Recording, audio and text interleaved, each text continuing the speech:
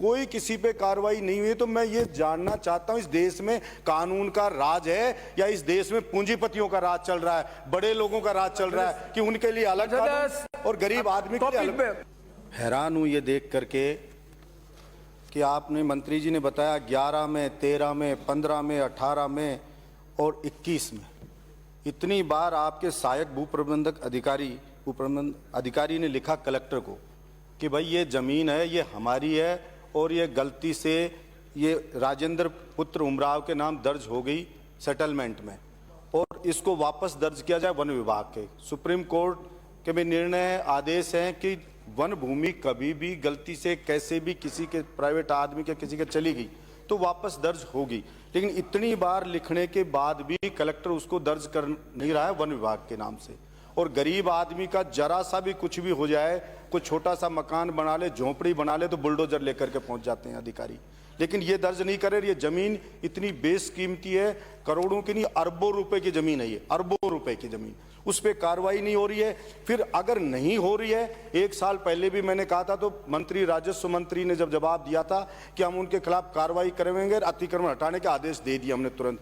आज तक ना तो ये 19 बीघा जमीन खाली हुई है और बिडा की ओर है 6 बीघा, उस पर भी कब्जा रोप बना रखा है, ना वो खाली हुई है, कोई किसी पे कार्रवाई नहीं हुई है। तो मैं ये जानना चाहता हूं, इस देश में कानून का राज है या इस देश में पूंजीपतियों का राज चल रहा है, बड़े लोगों का राज चल रहा है कि उनके लिए अलग कानून और गरीब आदमी के लिए अलग। एक मैं ये भी जानना चाहता हूं, ये आपने बोला ये क्या नाम है, वन संरक्षण के ये अधिनियम 2080 के तहत लोक सेवकों के विरुद्ध कार्रवाई की जाएगी, तो क्यों नहीं की जा रही उनके खिलाफ कार्रवाई? ऐसे कौन सी क्या मजबूरी है, किसकी मजबूरी है, कौन सी अप्रोच है, कहां से दबाव मान रहे हैं? कौन सी सरकार दोनों बदल गई, पहले भाजपा की सरकार बदल गई, कांग्रेस की सरकार आ गई, कार्रवाई हो नहीं रही है, तो क्यों नहीं हो रही है? इधर देखना है, उधर देखना है, कुर्सी इधर पड़े है, आप उधर देख रहे हैं। कब आप सीखे जिनको भी बोलना है चेयर को एड्रेस कर। माननीय मंत्री जी। अध्यक्ष महोदय, ये निर्णय 1984 में सहायक भू प्रबंध अधिकारी द्वारा किया गया और उस समय उन्होंने 4.75 हेक्टेयर भूमि जो वन विभाग के नाम थी उसको एक व्यक्ति के नाम से, जिसका मैंने उल्लेख अभी किया, उनके नाम से कर दी गई। उसके बाद में 1984 से लेकर अब तक ये मामला चलता रहा। माननीय सदस्य ने पहले भी ये विधानसभा में उठाया, राजस्व विभाग के का भी ध्यान इसमें ध्यानाकर्षण प्रस्ताव के विभाग का ध्यान आकर्षित किया और कॉरेस्पॉन्डेंस जो हुआ, पत्र लिखे गए कलेक्टर के द्वारा, ये जॉइंट सर्वे, ये सब कार्रवाई हुई और इनके खिलाफ 91 RLR एक्ट के तहत कार्रवाई के लिए विचाराधीन है अभी प्रकरण।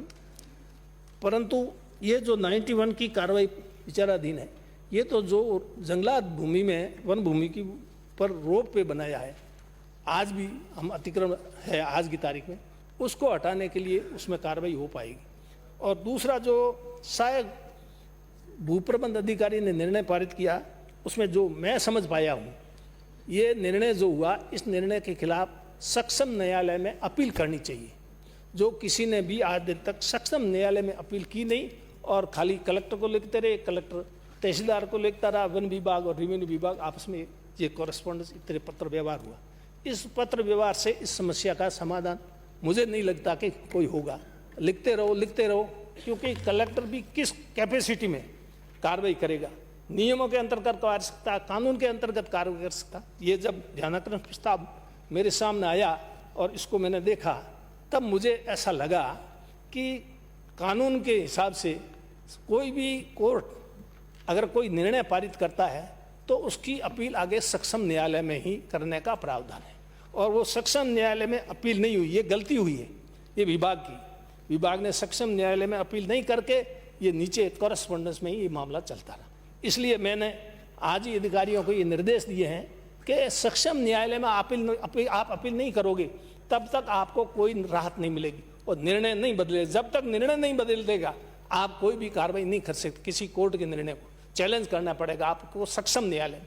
ये गलती यहाँ हुई है, इसलिए जो मैं समझ पाया हूँ एज ए एडवोकेट, तो वो अपील करनी चाहिए, नहीं की तो आज ही मैं इनको निर्देश दे देता हूँ कि आप सक्षम न्यायालय में कानूनी, मैंने आज इनसे भी पूछा, अपने विभाग के पास भी डिपार्टमेंट में भी लीगल विभाग है, कोई देखता ही नहीं है, लीगल विभाग से राय लेनी चाहिए। इस तरह का 1984 में फैसला हुआ, उसके बाद में कितनी बार आपकी भी सरकार रही, हमारी भी सरकार रही, किसी को किसी से कोई मतलब नहीं।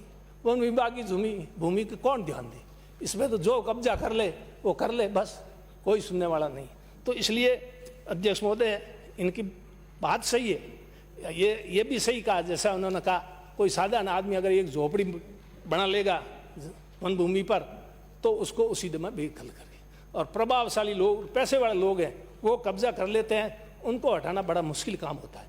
इसलिए मैं अधिकारियों को ये निर्देश दूंगा कि कानून के हिसाब से कार्रवाई करो तो इसमें सफलता मिलेगी, अन्यथा आप पत्र व्यवहार करते रहो, यहाँ जवाब देते रहो, कोई इसका कामयाबी इसमें नहीं मिलेगी। चर्चा समाप्त। अध्यक्ष महोदय, एक क्वेश्चन, इससे बड़ा जवाब नहीं हो सकता, प्लीज बैठे। नॉट अलाउड, नहीं, अच्छा जवाब not allowed, I said please, आप बैठे, नॉट अलाउड, आई वे से मैं मिस्टर बलबलजीत प्लीज बैठे, आई सेड गलत बात है, इतना अच्छा जवाब देने के बाद नथिंग रेप। माननीय ज्ञानचंद पारक।